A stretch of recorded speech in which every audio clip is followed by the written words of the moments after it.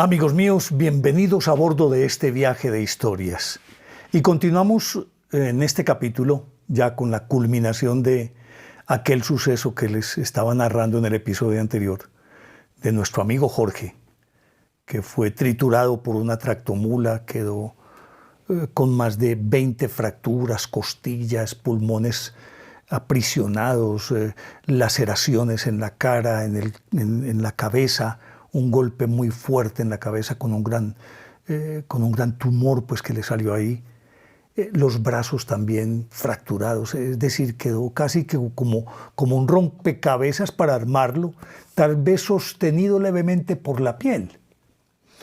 Porque entre otras cosas, antes de continuar la historia, tiempo después, cuando yo hice esta grabación con él, cuando él me contó la historia, me mostró, él usaba hasta 3 sudaderas, y básicamente casi que de lana o de un tejido muy grueso, porque como no le quedó tejido, carne pues en las piernas, ni en los muslos, ni en las pantorrillas, prácticamente eran los huesos sobre la piel. Y decía que no podía soportar la temperatura ambiente, que era demasiado frío por una parte. No tenía tejido que le irrigara calor a esa parte inferior del cuerpo. Pero que por otra parte también el roce con cualquier material era para él supremamente doloroso. Y perdió mucha sensibilidad. Él era de una complexión física, pues imagínense ustedes, cuando yo lo conocí, era flaquito, de más o menos 1,65, 1,68, era bajito, muy flaquito. Y usaba también camisas de manga larga porque le sucedía el mismo fenómeno en los brazos de la temperatura. En fin, a él prácticamente lo tuvieron que rearmar. Y les contaba que en esta parte les iba a compartir a ustedes algo muy extraño, muy sorprendente.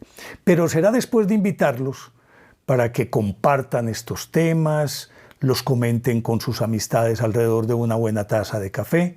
Los invito a que se suscriban en mi canal de YouTube, que es Néstor Armando Alzate. Y lógico, ese es mi canal oficial.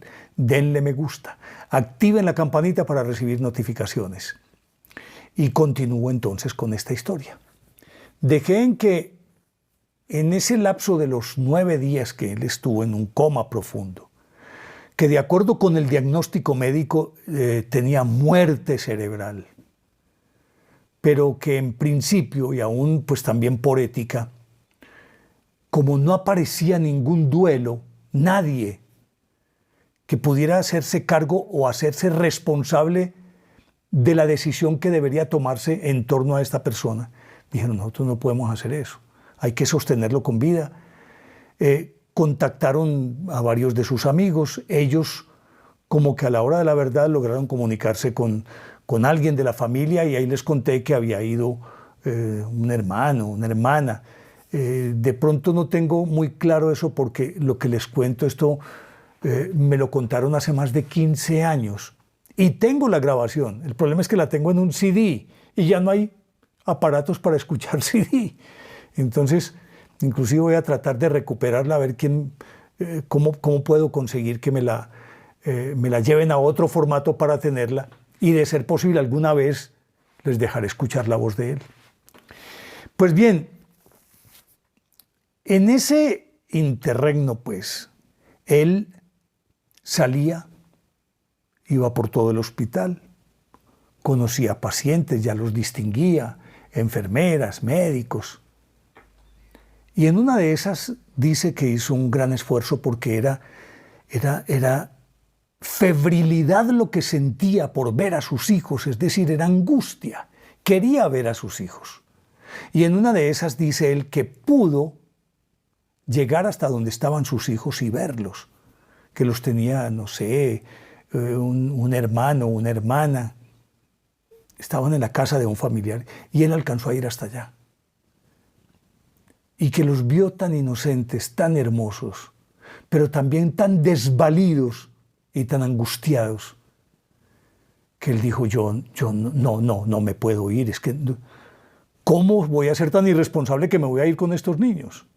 Y se aferraba a la vida como un náufrago a una tabla. Y entonces, imagínense ustedes que en ese trayecto él sentía mucha curiosidad por el vecino que tenía, al que lo veía constantemente,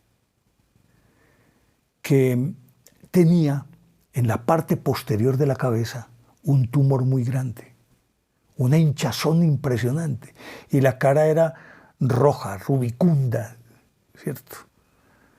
Después él se enteró que a ese señor, o que ese señor estaba así, porque intentaron atracarlo o hacerle un atentado, pero más bien creo que era por un atraco o algo por el estilo, y le pegaron con un bate en la parte posterior de la cabeza. Ahí mismo cayó el tipo y quedó en coma, ahí estaba en coma. Y en un momento determinado él sentía tanta curiosidad, Jorge, por saber qué había pasado, que veía al Señor, y de pronto el Señor como que abrió los ojos. Dice Jorge que abrió los ojos, pero cuando está diciendo se refiere más como a una especie de figura literaria. No es que físicamente hubiera abierto los ojos, sino que de pronto se abrió una puerta de comunicación entre los dos. Y el otro le dijo a él, yo sé que tú vas a salir de esto, yo no. El Señor obeso, mono y con su tumor en la parte posterior de la cabeza. Pero necesito que tú me hagas un favor, le dijo a Jorge. Y Jorge, pues sorprendió, le dijo, en estas circunstancias, ¿cómo me vas a pedir un favor? Dice el que pensaba en ese momento. No, tú lo vas a hacer. Necesito que te aprendas este número. Y le dio una cifra de 5 números, 6 números. Bueno, no sé, algo así, como 4 o 5 números. Apréndetelo, apréndete ese número. Y cuando salgas de aquí, necesito que vayas a mi casa y le des ese número a mi esposa. Y entonces Jorge preguntó, ¿qué es? No, esa es una clave de una caja fuerte. Ahí tengo unos documentos que son valiosos, era el futuro de mi señora y de mis hijos.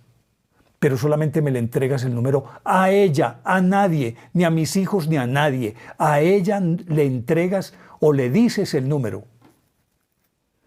Pues Jorge dijo, bueno, pues yo no tengo nada que perder. Supuso él, se aprendió el número. La cuestión continuó así cuando al otro día fue como supuestamente ya habían entablado una conversación. Jorge supuso que podría volver a hablar con él, porque además tenía muchísima curiosidad de qué se trataba. Cuando miró, la cama estaba vacía. Y cuando entraron las señoras encargadas de hacer el aseo de ese cubículo de enseguida donde estaba el mono, comentaban entre ellas que él había muerto en esa madrugada. El señor obeso con la hinchazón atrás. Murió después de darle el número a Jorge. Pues Jorge, entonces, se grabó el número y obviamente concluyó que tenía que ser demasiado importante ese número para que este señor,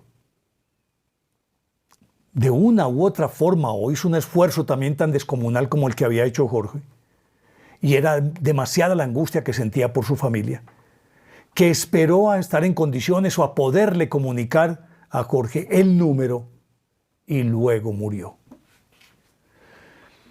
Pues bien, al cabo de 9 días,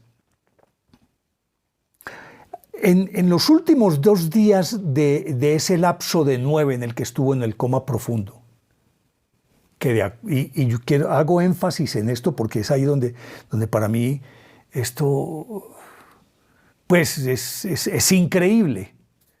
Por eso hago énfasis en que los médicos lo habían declarado con muerte cerebral. Pero por ahí en los últimos días, o en los últimos 2 días, o el último día, en vista de lo que le estaba ocurriendo, casi que Jorge ya se estaba abandonando a su suerte, estaba resignado a lo que pudiera ocurrir, a pesar de que sentía la obligación, el deseo, la necesidad de cuidar a sus hijos. Entendía que era una lucha muy desigual, es decir, que prácticamente él no podía luchar contra ese sino, contra el destino, contra lo que estaba ocurriendo. Sin embargo, se planteaba la necesidad de volver a cuidar a sus hijos y al parecer eso como que le devolvía las ganas de vivir. Pero como era una especie de montaña rusa, de pronto tenía muchas ganas de vivir y en otro momento se sentía impotente y prácticamente se entregaba. En una de esas, él dice que inopinadamente, abruptamente, surgió un túnel.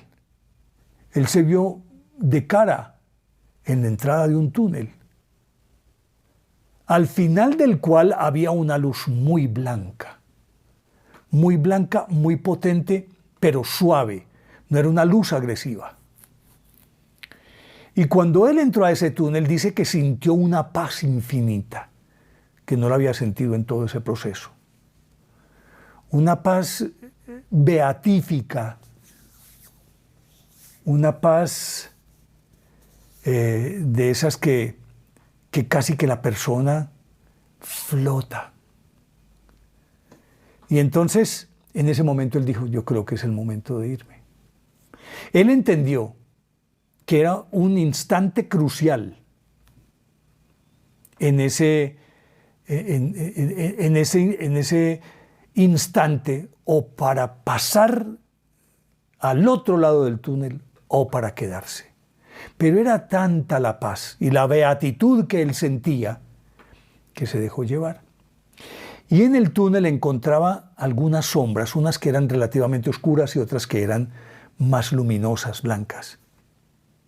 Y entre esas sombras, cuyos rostros él no podía ver, sabía con certeza que había algunos familiares suyos, incluido un abuelo, y él siguió caminando hacia la luz. Estaba decidido a cruzar ese umbral. Y al parecer, uno de sus familiares le decía, ven, y él se dejaba llevar.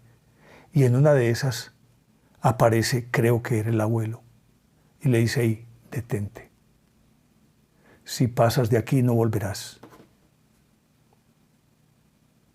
Un abuelo al que él dice que no recordaba porque murió cuando él estaba muy pequeño, casi que no tenía ni siquiera una idea de sus rasgos, de su rostro, a excepción de alguna fotografía que alguna vez vio, pero no tenía ninguna otra referencia de su abuelo.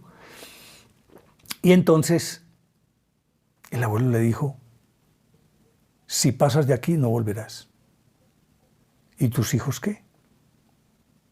En ese momento él como que salió de ese estado de beatitud, de armonía y de paz. Dijo, no, yo tengo que regresar.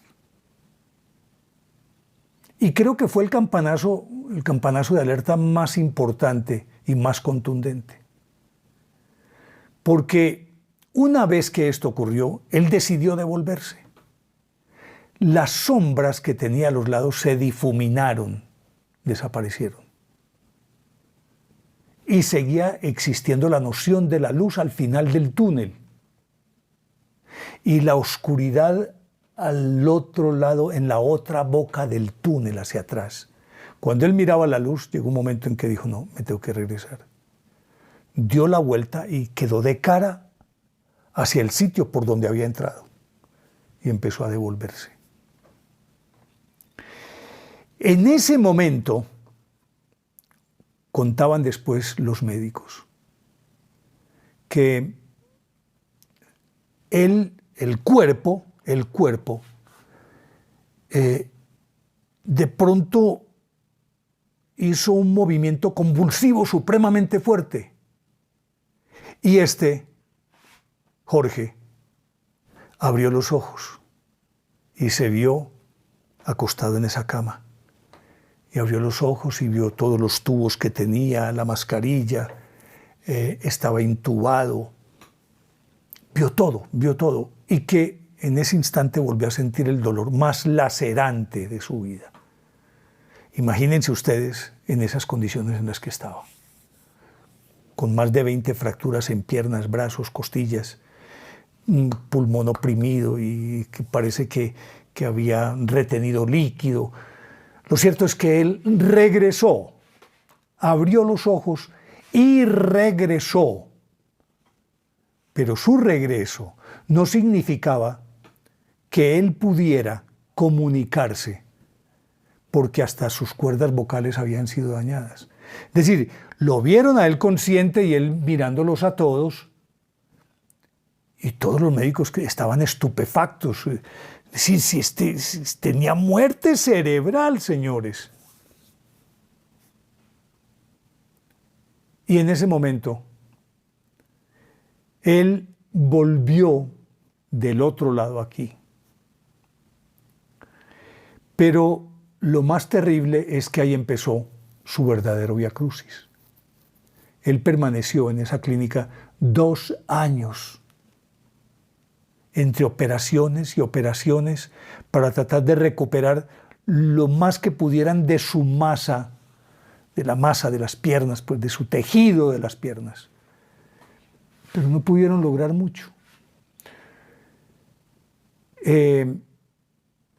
Lo tuvieron prácticamente enyesado todo el cuerpo, lograron soldar sus huesos, poco a poco se fue recuperando, hasta que pudo por fin hablar. Y ya prácticamente él dice que volvió a nacer, a redescubrir el valor de la vida. Para entonces, como estuvo cerca de 20 meses en ese proceso, le trajeron a sus hijos, ya él pudo hablar con ellos, dejarse abrazar de ellos porque él no podía moverse. Pero dice que ese sufrimiento de esa recuperación tan lenta y tan dolorosa tuvo sentido porque volvió a tener a sus niños, y que el solo hecho de pensar en ellos le daba valor para resistir los dolores inenarrables que debía soportar precisamente por todo ese proceso. Y hay algo sorprendente, porque no sé por qué medios o él, más bien, le pidió a una enfermera o a uno de los que la asistían que le dijera quién era el señor obeso, mono, que tenía el tumor en la parte posterior de la cabeza. Entonces fueron y miraron las historias clínicas y recordaron el nombre del señor, el nombre de la esposa y todas esas cosas. Y entonces él les dijo: por favor, tráiganme a la señora de él, que yo tengo un mensaje para ella. Él me dio un mensaje. Porque en todo este tiempo, él les narró a la enfermera a la que le tumbó el pomo o el globo de vidrio lleno de motas de algodón. Le contó que era él el que lo había hecho. Y en esas apareció el camillero, pasó alguna vez y lo llamó y le dio las gracias porque ese fue el que le dijo que estaba vivo y que no dejó que lo metieran allá en el refrigerador del anfiteatro. Y reconoció al médico que lo había asistido en buena parte de ese proceso cuando se accidentó, y le dijo: yo estuve sentado sobre su hombro y usted estaba haciendo esto y esto y esto, y dijo esto y esto y esto. Y el médico le decía: sí. Todos decían: sí, eso fue lo que dijimos, eso fue lo que hicimos. Y les describía todo lo que estaban haciendo y lo que conversaban entre ellos. Y todos estaban, imagínense ustedes, cómo podrían recibir un mensaje de esos. Pues al final, la señora de su compañero vino al hospital donde él, porque él le dijo que era urgente que viniera. Ella vino y él le dijo, vea, su esposo le dejó un mensaje, que la ama mucho, y apunte este número. Y le dio el número tal, tal, tal, tal. Y dice ella, claro, esa es la clave de la caja fuerte que no hemos podido abrir. Y sabemos que ahí tenían documentos muy importantes. Y se puso a llorar. Una mezcla de tristeza con alegría. Tristeza por la muerte de su esposo, pero alegría porque podía acceder a algo que su esposo consideraba era demasiado valioso para ella y que ella sabía que lo era. Le dio el número y en efecto la señora fue, era la clave de esa caja fuerte. La señora abrió la caja fuerte y encontró los documentos que necesitaba. No sé, escrituras de propiedades o de algunas cuentas bancarias, no sé, algún tipo de bien material que ella necesitaba para ella y sus hijos. Pues ella volvió, como fueron esos largos 20 meses, ella volvió o volvía ya regularmente y le traía regalos, lo poco que él podía comer porque pasó mucho tiempo solamente ingiriendo alimentos, pero alimentos líquidos, porque no tenía cómo digerirlo, porque también sus intestinos, es decir, su estómago quedó vuelto nada. Y sin embargo, pues él aferrado a la vida, hacía de tripas corazón hasta que se recuperó después de 20 meses. Y cuando salió de la clínica, él cuenta que un poco antes de irse de la clínica, soñó con su amigo, el que le había dado la clave. Venía a darle las gracias por lo que había hecho. El amigo Jorge salió de ese proceso y poco a poco fue retomando su vida. Cuando yo lo conocí, esto que les estoy contando había ocurrido en ese momento hacía unos 5 o 6 años. Y volvió al barrio donde siempre vivió y todo el mundo lo veía como el resucitado. Pero volvió a su actividad normal, al que servía para todo, plomero, fontanero, jardinero, lo que fuera. Obviamente que ya con más limitaciones, porque quedó también con alguna cojera y no tenía muy buen equilibrio porque le faltaba masa muscular para poder moverse. Pero tuvo la fortuna de ver crecer a sus hijos. Y entonces aquí la pregunta que a uno le queda es, ¿qué tanto el amor por sus hijos fue el verdadero motor de su recuperación? ¿O qué tanto su sino era que debía pasar por esto para aprender qué? ¿Por qué aquel abuelo le dijo que si cruzaba esa rayita nunca más, es decir, no podría devolverse? ¿Por qué se lo dijo? Yo les decía al principio que para mí esta es una de las historias, lo dije al principio del primer capítulo y lo repetí al comienzo de este, una de las historias más dramáticas que yo he conocido. Porque cuando él me contaba esta historia, él lloraba, sollozaba, a veces de emoción, a veces de miedo, otras veces de dolor. Pero en últimas se imponía todo ese estado de ánimo que tal vez cuando me contó la historia revivía paso a paso lo que le había ocurrido.